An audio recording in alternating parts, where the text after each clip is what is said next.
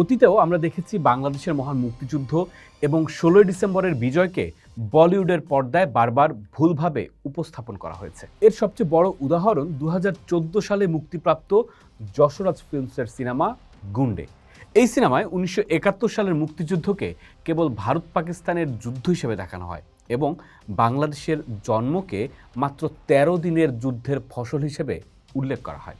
দীর্ঘ ৯ মাসের রক্তক্ষয়ী সংগ্রাম এবং ৩০ লাখ শহীদের আত্মত্যাগকে পুরোপুরি মুছে ফেলে সেখানে ভারতীয় সেনাবাহিনীর ত্রাতার ভূমিকা বড় করে দেখানো হয়।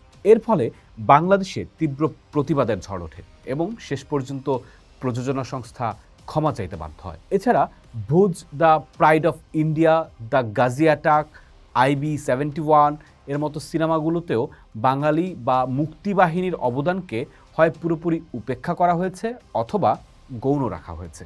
২০০২ সালের সিনেমা 16 ডিসেম্বরের নাম বিজয়ের দিনটির ওপর ভিত্তি করে রাখা হলেও সেখানে মূল উপজীব্য বিষয় ছিল ভারতীয় এজেন্সির বীরত্ব এবং প্রতিহিংসাপরায়ণ পাকিস্তানি ভিলেনের চক্রান্ত, যা ঐতিহাসিক সত্যের চেয়ে কল্পিত ড্রামাকেই বেশি প্রাধান্য দিয়েছে। কিন্তু একবার ভাবুন কি ঘটছে।